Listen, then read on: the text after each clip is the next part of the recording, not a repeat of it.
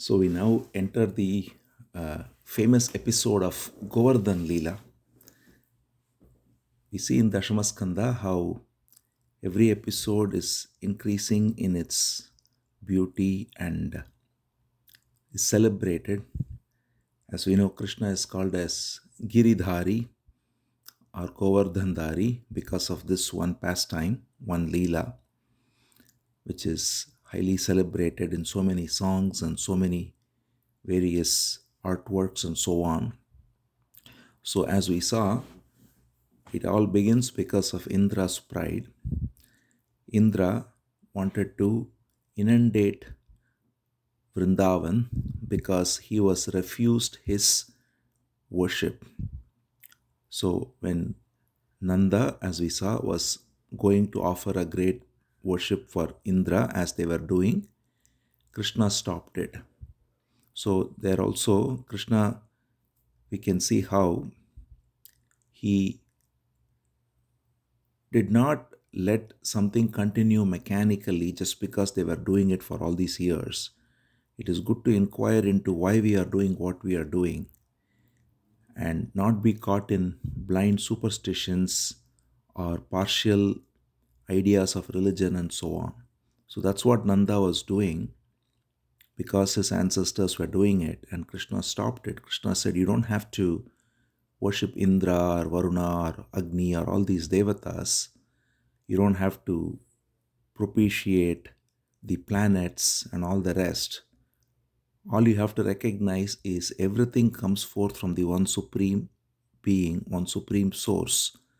And as long as we recognize that and do it correctly, whatever we are doing correctly without any sense of doership, then that is true religion. To be not caught in the idea of me, but to recognize that everything is done by Prakriti as ordained by the one supreme controller, which we call Ishvara. So that's why in Gita also, Krishna says in many places that everything is done by nature, and the one who doesn't consider himself to be the doer or the enjoyer is the truly religious person, is the true devotee. In fact, he says that's why in Bhakti Yoga, he famously says, Sarvaramba Parityagi Yome Bhaktaha Same Priyaha. The one who doesn't think I am starting anything, he is the one who is true devotee. We normally think we are starting something, we are doing something, and we want the help of various deities, and in this way we engage in worship that's very partial and it's very fragmented. The true worship is to recognize that everything is done by Bhagavan and we are only an instrument of Bhagavan, and therefore not be caught in this idea of doership, but recognize the presence of Bhagavan in every action, in everyone, in every moment. So this is the essence of stopping this worship to Indra and just celebrating nature around us. Govardhan was celebrated. So Indra got very angry, as we saw. So what Indra does is he decides to take revenge. So every deity, also every devata, it is said, gets deluded. We saw Brahma get deluded when he tried to test Krishna by hiding the boys and the calves in a cave, and he got a lesson.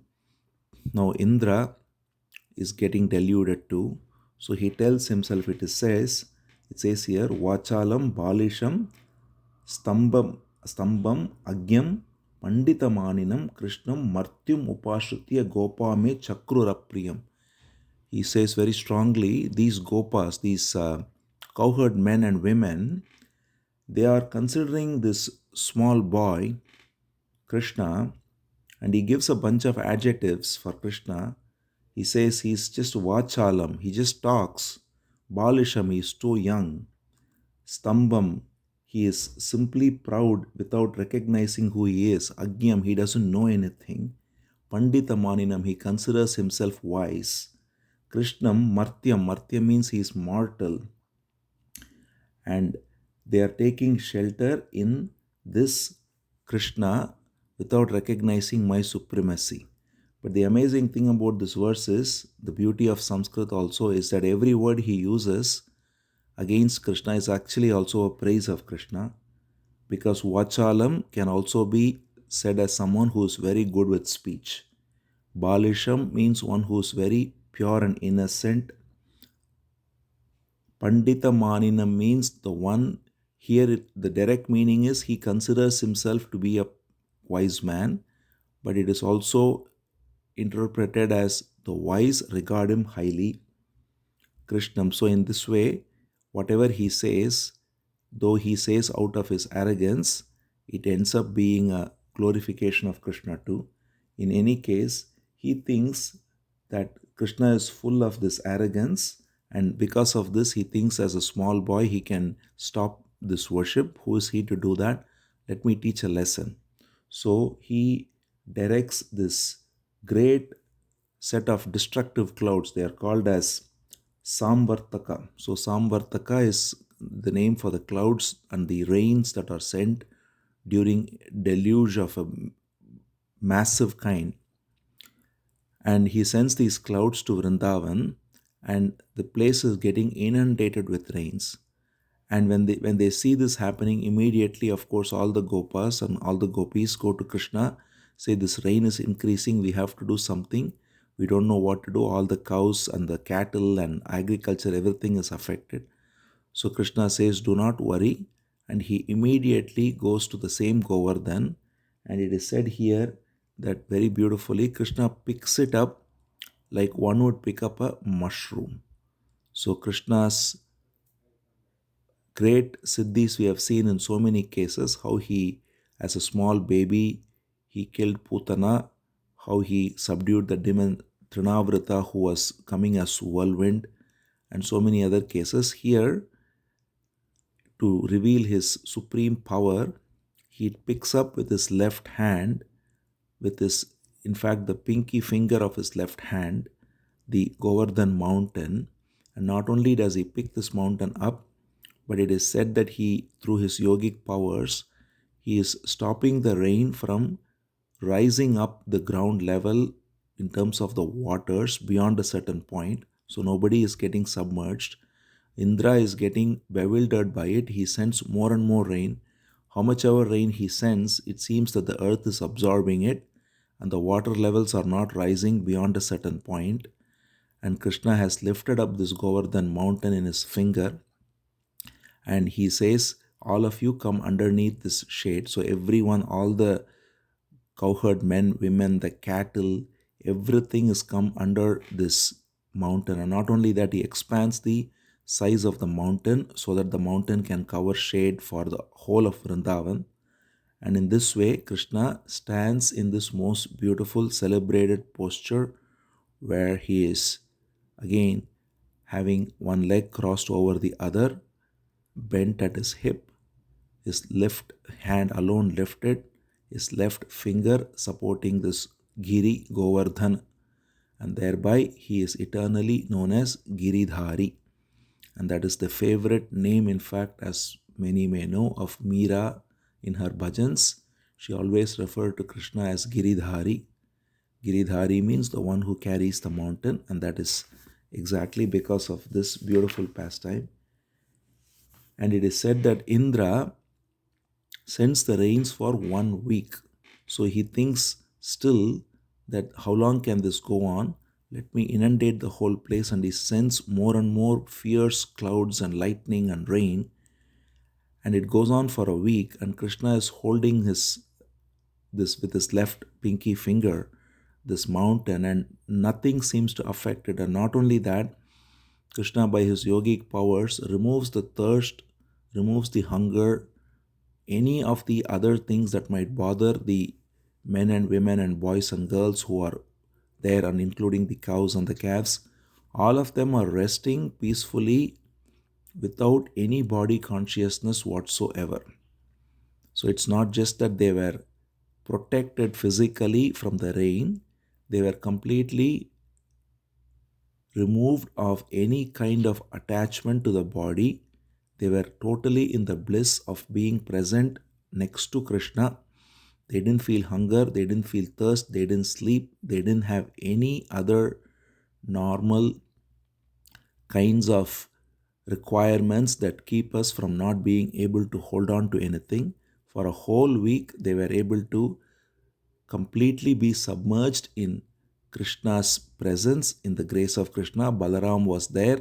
Balaram was also just enjoying this whole scenery of how Krishna nonchalantly is supporting every one of them by his own just little finger.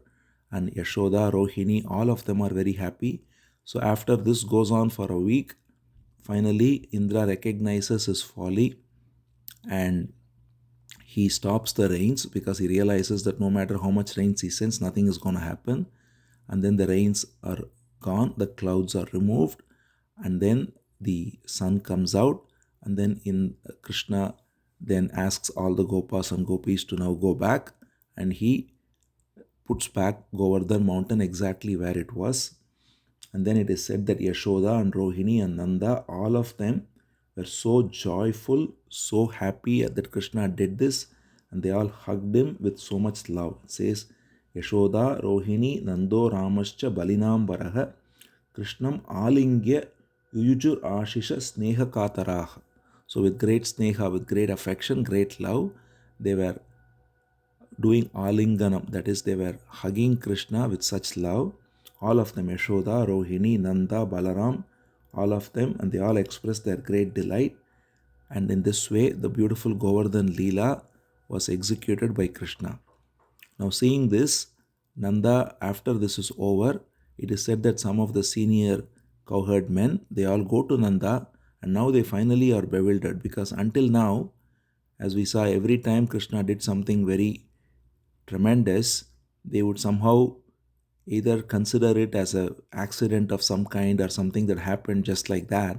But now it's a whole week that Krishna was doing this miraculous feat of holding Govardhan. So they all go to Nanda, the senior boys, the senior cowherd men, that is actually Gopas, and they ask, "Who is Krishna?" We, we are quite confused that this boy of our Gokula, of Vrindavana, who is so endearing, who is so beautiful, is also having this kind of power. And so then Nanda tells them that what Garga Rishi told him. So as we may recall, when Garga Rishi came and gave the naming ceremony, it was done secretly in a cow pen. And Garga Rishi had just Krishna, Yashoda, Rohini and the boys. He gave the names Balaram and Krishna. And he said about Krishna especially, he is Narayana Samaha. He said, your son is like Narayana. He didn't say anything beyond that. So Nanda also shares with great wonder that this is what Garga Rishi told me, that he is like Narayana. And beyond that, I don't know anything. So Nanda and Yashoda are also so innocent. They are only filled with Vatsalya Rasa. And they do not even bother to inquire into what is the true secret behind Krishna's powers and all the rest. All they know is they have this immense faith in the Rishi who's told them that he is like Narayana, and they have immense love for Krishna, the love that is by Yoga Maya's power. Their love is so complete that Krishna and Balaram are completely loved. Rohini is the mother of Balaram, and she's the wife of Vasudeva, who is in Vrindavan, and she is the one who gave birth to Balaram. And we may recall that the womb of Devaki, the seventh child, was transferred from Devaki to Rohini, and therefore Rohini is the mother of Balaram, and she is also like a mother to Krishna, and Yashoda is the foster mother of Krishna. So all of them were so happy and they were in such love. Meanwhile, Indra comes and offers his apologies and prayers. So Indra comes, it is said that Indra comes down in his Airavata, which is his elephant, to Vrindavan. He finds Krishna in a very secretive place where nobody sees. He takes his crown off, puts it at the feet of Krishna, puts his head on the feet of Krishna, and he offers his prayers. He says very beautifully that I did not realize who you are.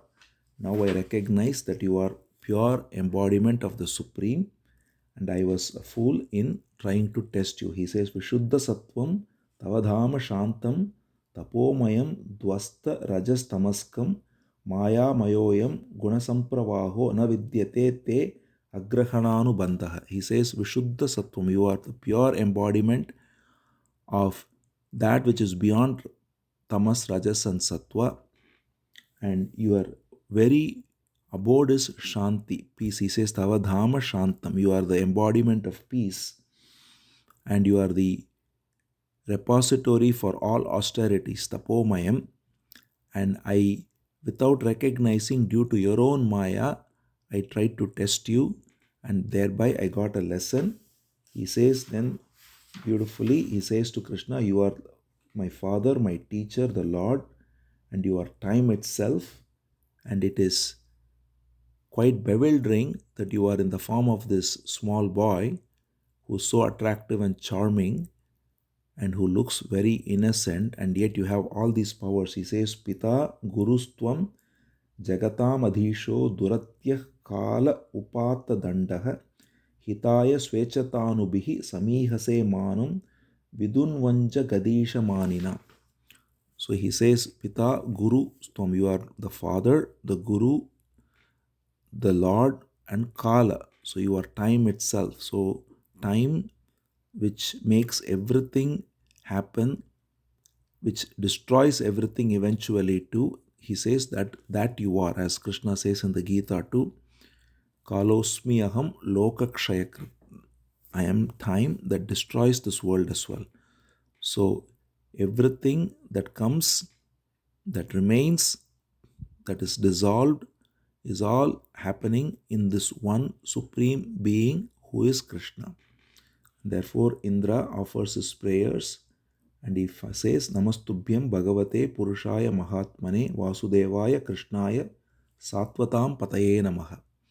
I offer my obeisances to Vasudeva, Krishna, who is the Lord of all devotees. And thereby Indra is given this lesson and he goes back being chastised and being corrected. And also he brought along with him Surabhi, the divine cow. And Surabhi also offers him a prayer. She says, Krishna Krishna Mahayogin Vishwatman Vishwasambhava Bhavata Lokanatena Sanata Vayam Achyuta. She says that as the divine cow, she utters a prayer and she says, you are the Lord of all cows, and we are all so happy that you are protector of all the cows, O Achyuta. And therefore, in this moment, Surabhi, it is said, gives him formally the name of Govinda. So the name Govinda, which is also so beautiful a name, which is very powerful name as well, is the name that is formally given by Surabhi, it is said, and Krishna is thereby crowned as the Lord of all cows. And the inner meaning of that is also that he is the Lord of the senses. Go means senses. That's why the one who is fully regulated the senses is called a Goswami. So Govinda means the one who outwardly takes care of the cows, but inwardly he protects the senses. Govardhan is therefore also to regulate and keep the senses elevated to recognize the divine through the senses. So in this way, Govardhan Leela comes to a completion and Indra is given a lesson and Krishna gets the name of both Giridhari and Govinda, and thereby another beautiful pastime of Krishna comes to an end.